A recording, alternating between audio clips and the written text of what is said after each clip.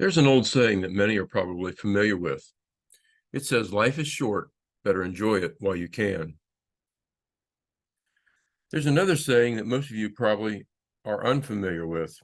It says, eternity is long, better prepare while you can. Then there's another saying which I've added. It says, time is short and many are unprepared. We need to be about our Father's business. Many of us have family and friends who are not yet prepared for eternity. Many have not yet made a personal commitment to Jesus, and many more think they are ready for heaven because they were baptized or christened as an infant. They don't realize that going to heaven requires a personal relationship with Jesus.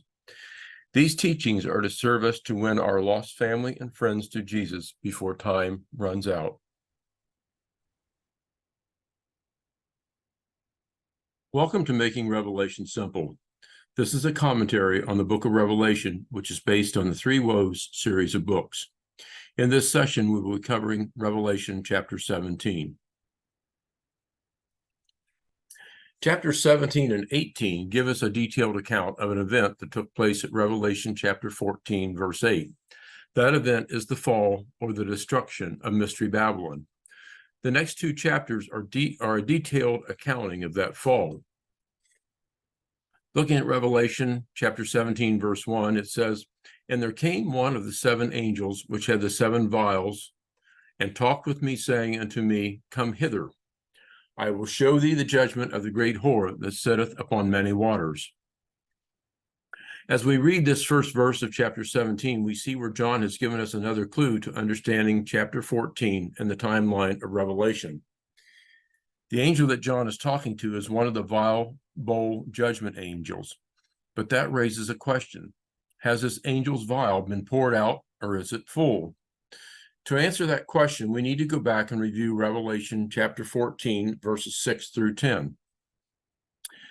Chapter 17, verse 1 is confirming the sequential timeline of chapter 14. So let's look at those verses. Verse 6 paints a picture of an angel flying through the air, preaching to the people of the earth. This is present tense. Verse 7 continues with this same angel, warning that God's judgment is come, and that the time to repent and to worship God is now. This is present tense and also rolling on into future tense. Verse 8 says, the second angel is announcing that Babylon is fallen. Again, this is past tense, is fallen. It's happened in the past. And then verses 9 and 10 has a third angel proclaiming that all who worship the beast shall drink of the wrath of God. Again, that's future tense there. So what we have in these verses is a picture that John is painting here. Gives us a very concise timeline of chapter 14. The sequential events within the chapter are clearly displayed in the following table. Babylon is destroyed, and the wrath of God, or the vials, are poured out upon mankind via the Battle of Armageddon. So after reviewing verses 6 through 10, we can now state that the angel's vial is full of plagues, but not yet full of the wrath of God, since the pouring out of God's wrath follows the fall of Babylon. This angel is telling John about the great whore, Babylon, before entering the temple and receiving his instructions to empty out God's vials of wrath upon the world. So as we continue on looking at Revelation chapter 17, verses 1 and 2, we'll reread 1. It says, "And there came one of the seven angels, which had the seven vials, and talked with me, saying unto me, Come hither. I will show unto thee the judgment of the great whore that sitteth upon many waters, with whom the kings of the earth have committed fornication, and the inhabitants of the earth have been made drunk with the wine of her fornication." The angel closes verse 2 here by condemning the actions of the kings of the earth and the people of the earth who colluded with the great whore in all the evil which she did. Looking at Revelation 17, verses 3 through 5, it says, "So he carried me away," John's being carried away in the spirit into the wilderness. "And John saw a woman sit upon a scarlet-colored beast, full of the names of blasphemy, having 7 heads and 10 horns. And the woman was arrayed in purple and scarlet colored, and decked with gold and precious stones and pearls, having a golden cup in her hand full of abominations and the filthiness of her fornication. And upon her head was a name written, Mystery, Babylon the Great, the mother of harlots and abominations of the earth. Verses 1 and 2 here has John being invited to go with this angel to see the judgment of the great whore. In verses 3 and 4, John states that he was carried away into the wilderness, where he saw a woman sitting upon a scarlet-colored beast. This beast has 7 heads and 10 horns, and the heads are full of the names of blasphemy. This is the same beast we were introduced to at Revelation chapter 13, verse 1. In verse 5, John tells us that the woman had a name written on her forehead. Although John said one name, he reads what appears to be 3 names. Maybe we should think of them as first name, middle name, and last name. The names were Mystery, Babylon the Great, and the mother of harlots and abominations of the earth. The first name indicates that this woman is a mystery to John. He doesn't know who she is. He doesn't recognize this woman. He doesn't know her real name. What he tells us is she resembles Babylon the Great, but that isn't who she is. She's the mother of harlots and abominations of the earth. This woman is the ultimate pattern of the most evil and disgusting of all great cities. The bottom line is that John doesn't recognize this city, who is being described as a woman, because she didn't exist in John's day. She reminds him of Babylon the Great, except that she is much worse. She is the master template of all that is evil. Looking at Revelation chapter 17, verses 6 and 7, John says, "And I saw the woman drunken with the blood of the saints and with the blood of the martyrs of Jesus.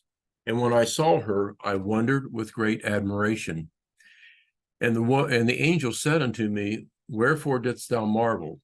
I will tell thee the mystery of the woman and of the beast that carrieth her, which hath 7 heads and 10 horns." We're told that the woman riding this beast is drinking herself into a stupor from the evilness of her doings. She's addicted to spilling the blood of saints and making martyrs for Christ. John is perplexed that he marvels at who this woman is and who the beast is that carries her.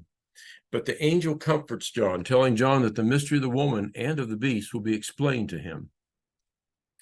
If the angel is going to tell us who this woman is, then why do we still wonder who she is? Are we having a problem believing what the angel was telling us? Looking at verse 8 of chapter 17, it says, "The beast that thou sawest was and is not, and shall ascend out of the bottomless pit and go into perdition. And they that dwell on the earth shall wonder, whose names were not written in the book of life from the foundation of the world, when they behold the beast that was and is not and yet is." John begins this verse by briefly telling us about the history of the beast. This beast was and is not, but shall ascend out of the bottomless pit. Remember back at Revelation chapter 9, verse 11, where we were introduced to the angel that ascended out of the bottomless pit. That angel's name was Apollyon, which means destruction. Here in verse 8, John refers to the demonic angel as the beast, which ties him to the beast of Revelation chapter 13, verse 3, and also to one of the heads that is wounded to death and then healed. John tells us that everyone who's not serving God will be taken in and be deceived by this beast. Revelation 17, verse 9. "And here is the mind which hath wisdom. The 7 heads are 7 mountains on which the woman sitteth." We're told that the 7 heads are 7 mountains on which this woman sits, but are they really 7 mountains? It seems a key phrase here is the mind that hath wisdom. That phrase seems to be telling us, or the angel seems to be telling us through the use of that phrase, that what seems to be the obvious explanation is not necessarily the accurate interpretation. It's going to take some wisdom to truly grasp the message here.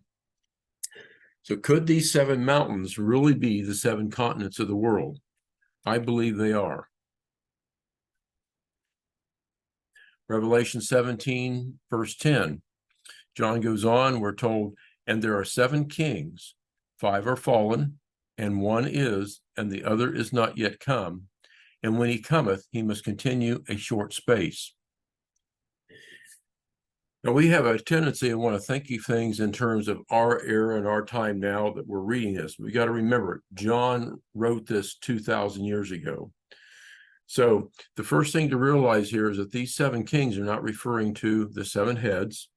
John has just changed his subject from talking about the 7 heads. He's now talking about the 10 horns, but he's specifically talking about and identifying 7 of those 10.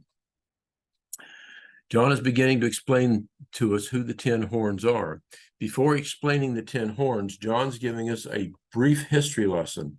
The lesson is based on John's time, not ours. Again, let's go back 2,000 years ago and think like John.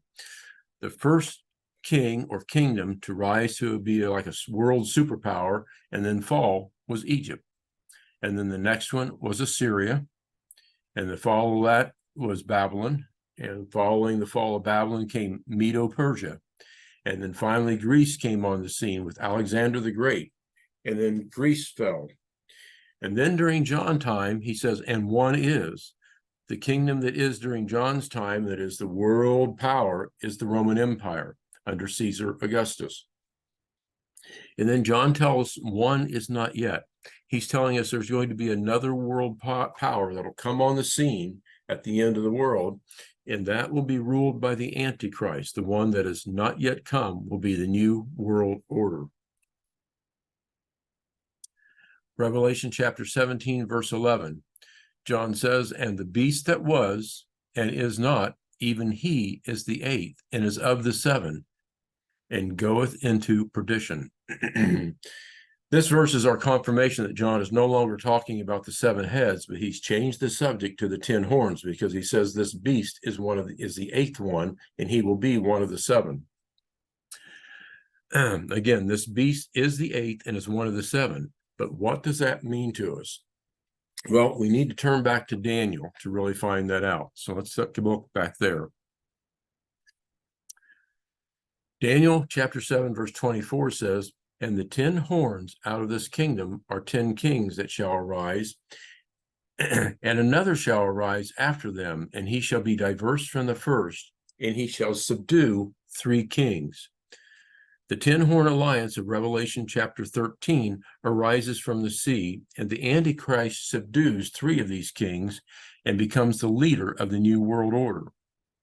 So that's where we see the 10 horns being brought back down to 7 horns when the Antichrist subdues 3 and knocks them out, and then he will physically replace one of those 7.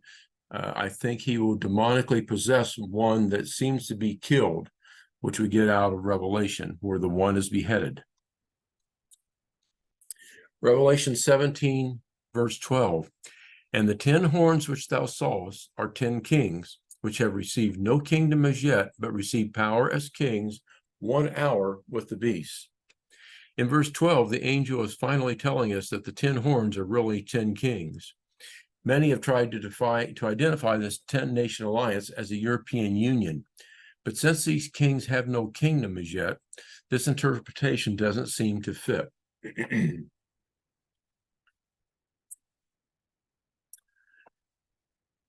Now, I want to compare here Revelation 17, verse 12, and Daniel 7, verse 24.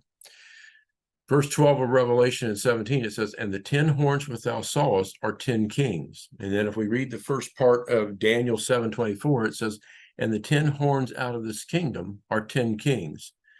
Almost identical in the first half of these verses. And then the tail end of the Revelation verse says, which have received no kingdom as yet, but receive power as kings 1 hour with the beast. And Daniel's verse goes on and says, and another shall arise after them, and shall be diverse from the first, and he shall subdue 3 kings. Notice how very similar these 2 verses are. They both speak of 10 horns being 10 kings, and they are both referring to the last world empire. Then notice at the end of verse 24 in Daniel resets the number of kings to 7, just as Revelation 17:11 sets the number of kings to 7.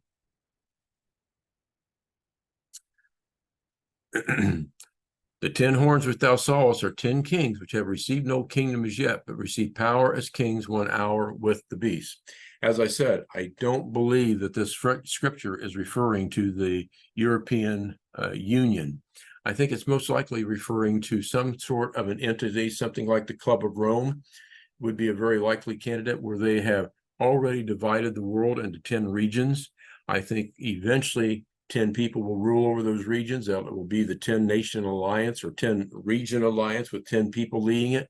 And that's where the Antichrist will subdue 3 of them and bring it down to 7. And then he will replace 1 and be the leader of those other 6. Revelation 17, verse 13. These have one mind and shall give their power and strength into the beast. This is talking about the other 6 kings that the Antichrist will bring under his control. This verse mirrors the first few verses of chapter 13 of Revelation, where we see the beast, the multi-nation alliance, becoming the beast, the Antichrist, where it morphs from being this multi-nation alliance made up of multiple individuals. And then all of a sudden, as we continue with the verses in chapter 13, we see that it's talking about the beast as being him, a singular individual, the Antichrist. So in this verse, we see all the other kings bowing down and giving their power and strength to the Antichrist. Revelation 17, verse 14. These shall make war with the Lamb, and the Lamb shall overcome them. For he is the Lord of lords and the King of kings, and they that are with him are called and chosen and faithful. This verse is telling us that these kings and the Antichrist will make war with Christ. This verse is referring to the Battle of Armageddon, which runs from Revelation chapter 14, verse 19 through Revelation 16, verse 17. Verse 15 of chapter 17. John says, and he saith unto me, the waters which thou sawest, where the whore sitteth, are peoples and multitudes and nations and tongues. The angel's now getting ready to tell us who this woman is. We are told that the woman sits or rules over a diverse and large number of people. As we continue to verse 16, it says, and the 10 horns which thou sawest upon the beast, these shall hate the whore, and shall make her desolate and naked, and shall eat her flesh and burn her with fire. Notice that the relationship between the woman and the horns is not good. Verse 16 references 10 horns. We know that 3 of the kings representing 3 of the 10 horns are subdued early on by the Antichrist. That leaves us with only 7 kings. So these 10 horns seem to point to the 10 regions of the world that were representative of the new world order. The 10 horns of the beast will burn the woman with fire to destroy her. Continuing to verse 17 of chapter 17. For God hath put in their hearts to fulfill his will, and to agree and give their kingdom unto the beast, until the words of God shall be fulfilled. The angel's telling us here that God has put in the hearts of these kings to fully support the Antichrist. Verse 18. And here we see the angel actually revealing who this woman is. The angel says, and the woman which thou sawest is that great city which reigneth over the kings of the earth. The angel told us in verse 7 that he would tell us who this woman is, and in verse 18 we have the answer. The woman is a great city. And here's 17 verse 7, where we were told that that would be revealed to us. It says, and the angel said unto me, wherefore didst thou marvel? I will tell thee the mystery of the woman and of the beast that carrieth her, which hath the 7 heads and 10 horns. Many have tried to define the woman as a religious system, a spiritual system, or a world system, but the angel says the woman is a city. Some will claim that the phrase a city is a symbolic representation for some religious, spiritual, or world system, but nowhere does the scripture support this concept. The angel didn't say he's going to reveal something else that this is an allegory to, and then you'll have to figure out what that allegory is pointing to. The angel simply says, I will reveal who the woman is, and he says the woman is a city. So let's look at this a little further. The woman which thou sawest is that great city which reigneth over the kings of the earth. And the 10 horns which thou sawest upon the beast, these shall hate the whore, and shall make her desolate and naked, and shall eat her flesh and burn her with fire. And then in Revelation 18:10, standing afar off for the fear of her torment, saying, alas, alas, that great city Babylon, that mighty city, for in 1 hour is thy judgment come. In this collection of 3 verses here, we see in verse 16, we're told the great city Babylon is destroyed with fire. And then in chapter 18, verse 10, we're told that the fire destroys the city in 1 hour. How could a religious or spiritual or world system be destroyed in 1 hour with fire? I can't quite conceive that, but I can easily conceive where a city could be destroyed in 1 hour with fire. A large nuclear bomb could easily destroy a very large city in an hour time frame. So again, looking at 17:18, it says, "And the woman which thou sawest is that great city which reigneth over the kings of the earth." 9 times we have the angel calling Mystery Babylon a city. If we look back at Revelation chapter 14, verse 8, it's called that great city. In Revelation 17:18, that great city. In Revelation 18:10, we see where it's called that great city Babylon, and also that mighty city. Then in Revelation 18:16, we're told that it is that great city. And then once again in 18:18, the question is asked, what city is like unto this great city? And then in 18:19, again, it's called that great city. And then in 18:21, that great city, Babylon. It looks like overwhelmingly the angel and all the characters being talked about here in these verses is calling this city a city, this woman a city. This concludes our commentary on chapter 17. Continue on to the next video to watch our commentary on chapter 18. Thank you very much for watching.